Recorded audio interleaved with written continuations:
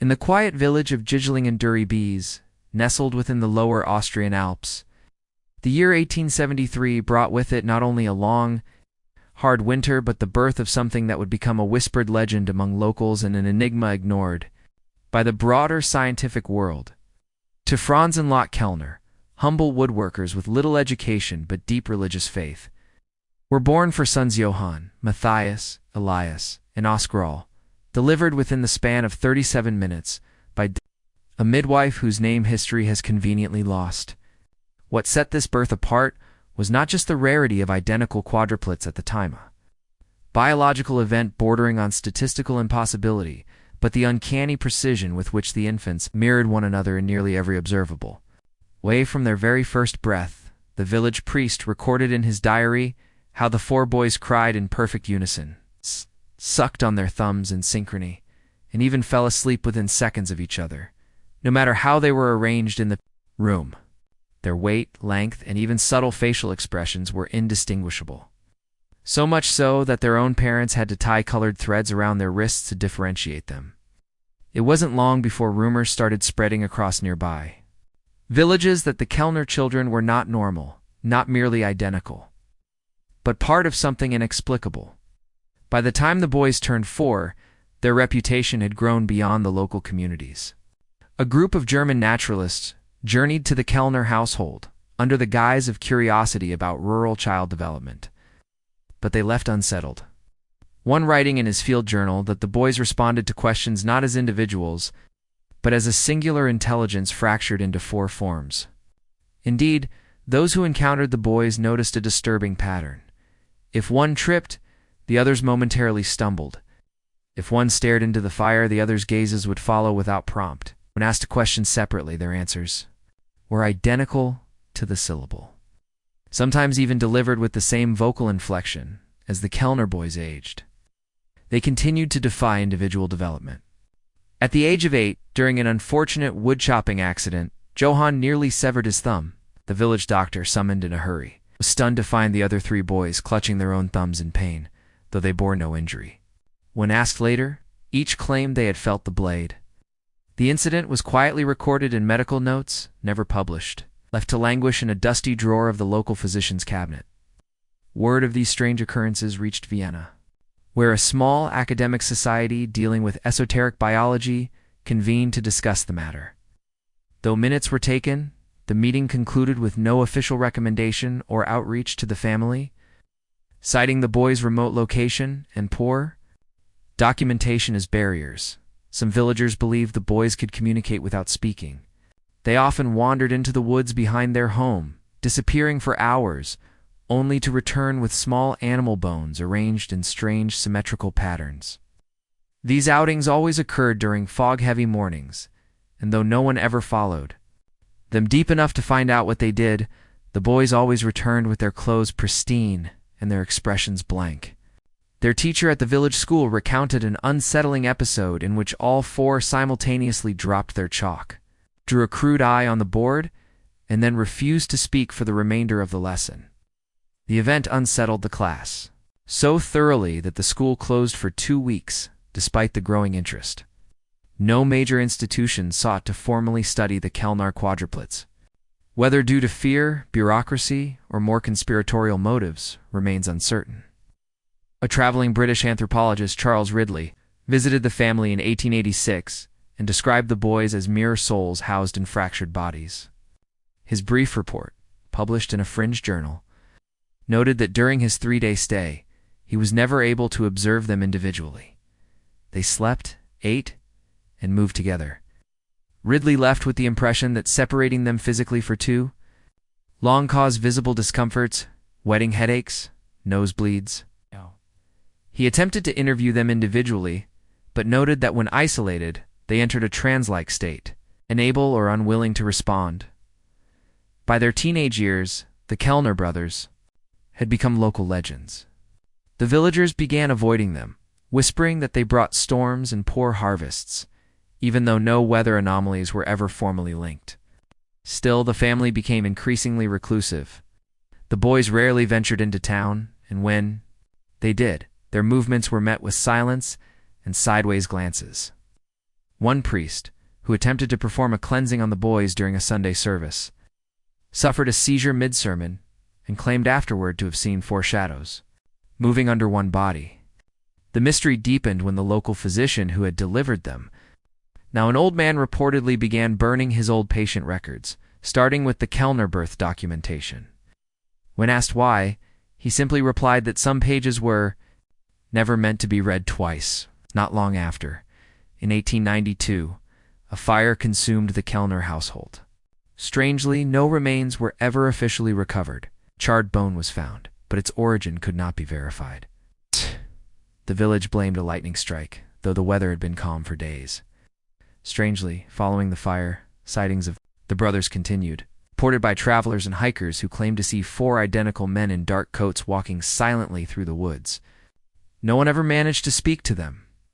No photographs of the brothers survive, though one portrait supposedly commissioned in oil by a wealthy Viennese collector has been missing since World War I over time. The story of the Kellner Quadruplets faded into obscurity, sustained only in folklore and the occasional mention in obscure journals dealing with anomalous psychology. Oh, nice. Modern science, despite its vast capabilities, has never launched a formal retrospective investigation.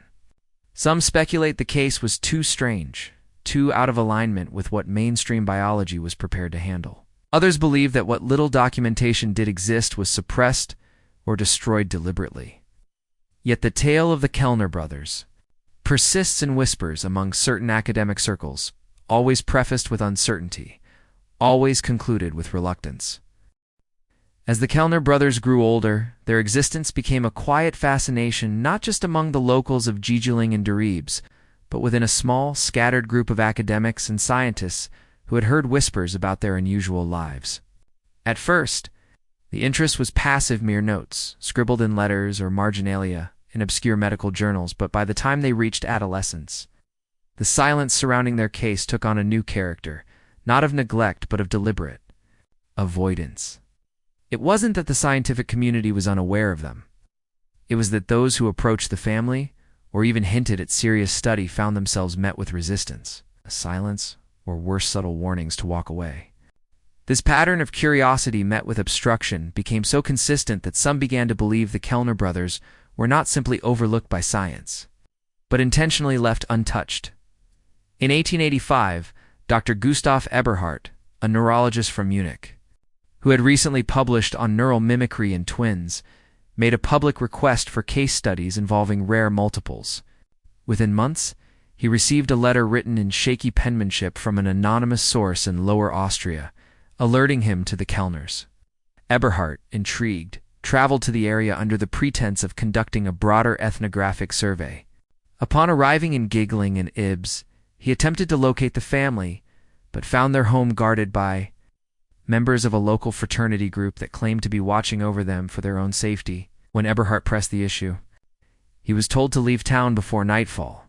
The experience was so unnerving that he published nothing about the brothers except a cryptic footnote in a later paper referencing a quartet of synchronous anomalies in the Alps. This reluctance wasn't isolated. A professor of abnormal psychology from the University of Prague, Dr. Helena Maraska, wrote a letter to a colleague in 1890 detailing her intention to study the Kellner brothers in depth. A follow-up letter 3 months later never arrived. What did arrive, however, was a letter addressed to her family, stating she had suffered a breakdown and had been admitted to a sanatorium in Moravia. No clear connection was ever drawn, but it added to the growing belief that any formal academic interest in the Kellners was met with sudden, sometimes life-altering consequences. As a result, the name Kellner became a kind of academic taboo, something discussed in hushed tones over coffee or wine, but never committed to print. One of the most bizarre accounts came from a Catholic archivist named Anton Reisinger, or claimed in a private memoir that the Vatican had once attempted to send a theological investigator to the Kellners in the late 1880s, was curious about rumors of shared consciousness and precognitive dreams. According to Reisinger, the emissary never returned, and the matter was closed internally with a sealed document labeled non expedita. The memo, if it existed, has never been recovered. But the notion that both religious and scientific institutions deliberately withheld action only deepened the mystery. For most other medical anomalies of the time conjoined twins, people with rare deformities, or those with exceptional mental abilities, study and documentation were pursued, often unethically, and with little consent. The Kellners, by contrast, seemed untouchable. There were, however, occasional glimpses into their lives that slipped past the curtain of silence. A traveling photographer, passing through the region in 1891, noted in his journal that he encountered, "For men who looked so identical, I thought my camera lens had cracked." He asked for a photo, and they declined. But not rudely. Instead, they offered him a small, hand-carved wooden figurine, each brother placing a hand on it before presenting it. The photographer described the moment as surreal and reported that, after he left, his horse refused to walk until he discarded the figurine by the roadside. The carving was later found by a local child and kept in the family attic until it reportedly crumbled into dust without explanation.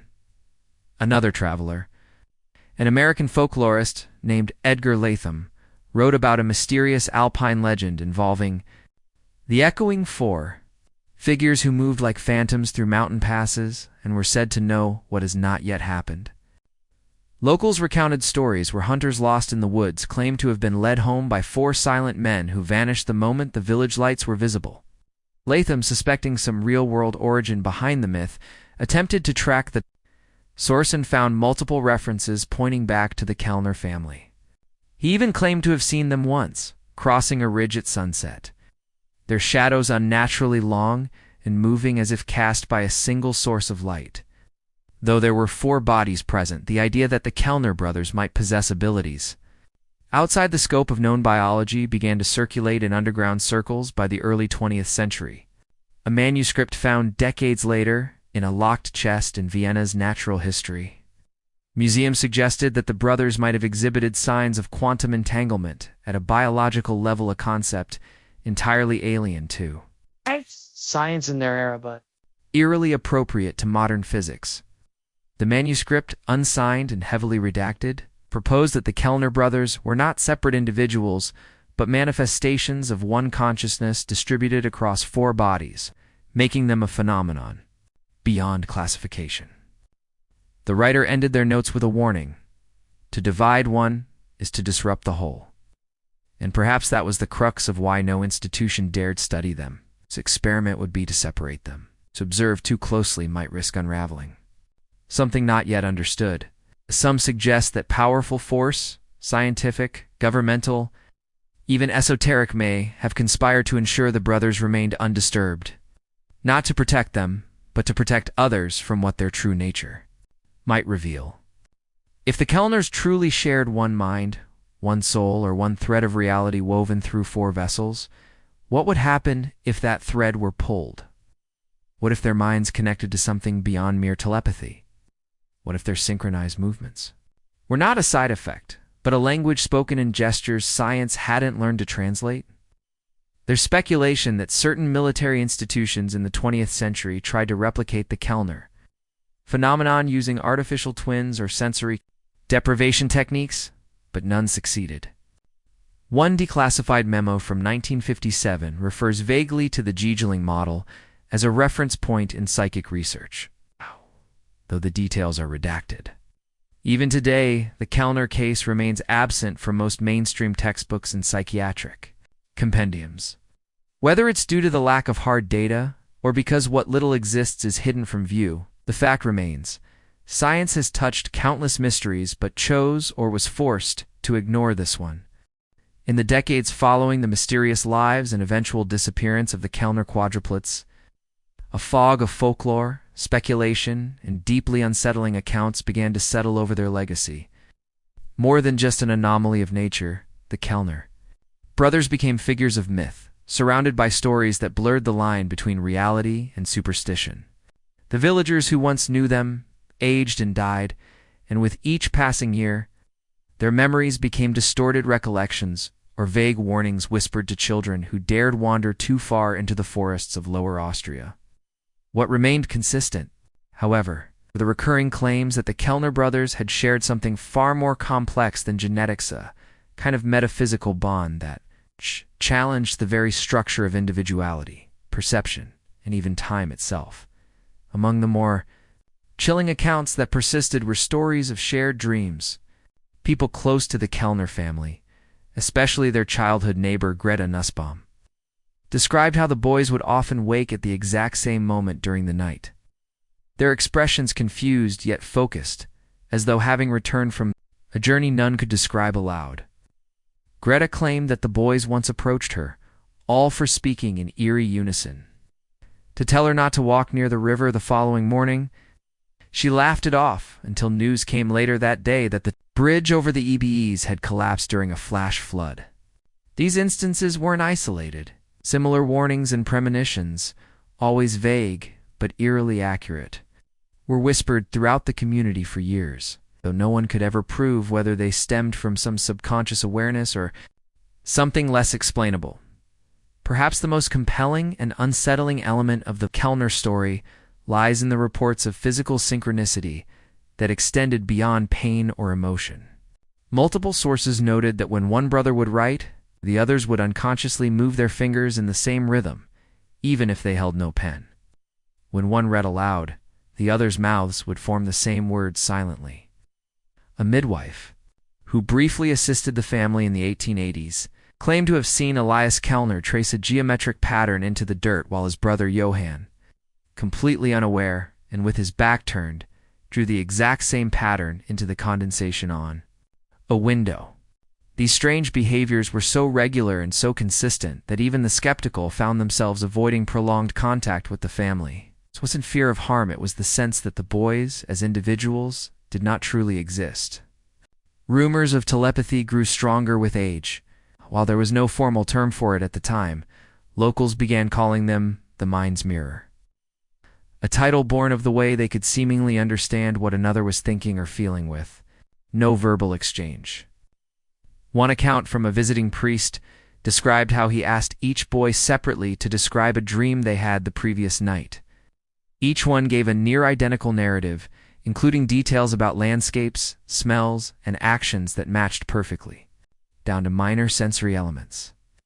The priest, unnerved, refused to return to the household again, and described the experience in a letter to a colleague as like speaking to one soul stretched across 4 faces. Then there were the injuries. The pattern began early, but only became fully documented later by the family's second physician, Dr. Merton. He kept a journal, later recovered by his granddaughter, in which he detailed at least 5 instances, where an injury sustained by one brother produced physical symptoms in the others. Most notably, when Matthias burned his left hand on a stove, Oscar and Elias both developed red marks in the same spot. While Johann complained of heat and tingling but showed no visible sign, Dr. Merton attempted to explain this as sympathetic response or suggestion. But even he could not reconcile the instantaneous appearance of welts or bruising in some cases. Over time, he became convinced that what he was observing could not be explained by any existing neurological theory. He wrote that trying to analyze them as separate beings was like trying to study a spider by dissecting a single leg. Folklore began to expand upon these strange connections. Some claimed that the brothers could swap places mentally, inhabiting each other's perspective without moving their bodies. A farmer named Eric Doblefer recalled a chilling moment when he accidentally called one of the brothers by the wrong name, only for all 4 to turn toward him and simultaneously correct him with the same eerie, monotone voice.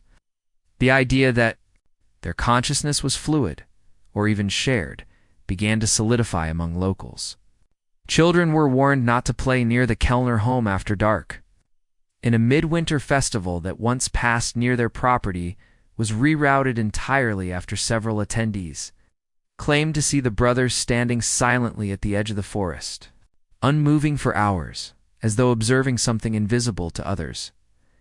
Then came the rumors that pushed the story from local legend into something far darker. Accounts Emerged that the brothers not only shared sensations, but may have exhibited awareness of events before they occurred.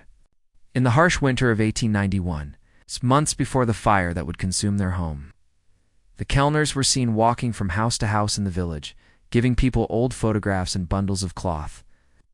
Most dismissed this as eccentric charity. But after the fire, several villagers noted that the items the brothers had handed out seemed to correspond with objects later destroyed in the Blaze family heirlooms. Children's toys, cherished books. Some took this as proof that the Kellners had foreseen their own fate and attempted to preserve fragments of it among those they trusted. The fire itself was another source of endless speculation. No cause was ever confirmed, and no bodies were conclusively recovered. The official report listed it as accidental, yet several witnesses described seeing strange lights near the property in the hours leading up to the blaze. One neighbor insisted she saw the brothers standing on the roof of their home, perfectly still long after the flames had begun, as if they were waiting for something. Their silhouettes illuminated against the fire remained until the structure collapsed, at which point they vanished entirely. No remains were discovered in the rubble, only a charred wooden figure thought to resemble the same kind of carving given to the photographer years earlier. After the fire, sightings of the brothers began to emerge far from Gijling and Duribes. Travelers spoke of seeing 4 identical men walking together along remote alpine trails, never speaking, never deviating from each other's steps. A mountaineer claimed to encounter them during a solo expedition near the Slovenian border. He reported that they stood in a clearing at dawn, each pointing in a different direction, but none moving. When he tried to approach, they were simply gone. Similar stories emerged in northern Italy, southern Germany, and even as far as Romania. None of the witnesses could explain how they knew the men were the Kellners, only that they felt certain beyond doubt. What perhaps makes the legacy of the Kellner brothers so uniquely haunting is not just the supernatural flavor of their legend, but the depth of silence that surrounds it. In a world where nearly every curiosity becomes a subject of study, the fact that no institution, no government, and no scientific body has ever officially acknowledged them suggests something more than oversight. The pattern of refusal, disappearance, and avoidance that trails every attempt to bring their story into the light indicates not neglect, but willful blindness. Those who approached too closely either turned away or were turned back. Those who looked too long either saw nothing or saw something they could never unsee. The Kellners in life and in lore remain an unresolved question, not only about the limits of human biology, but about the very nature of consciousness, identity, and the invisible threads that might bind us together in ways no microscope could ever detect.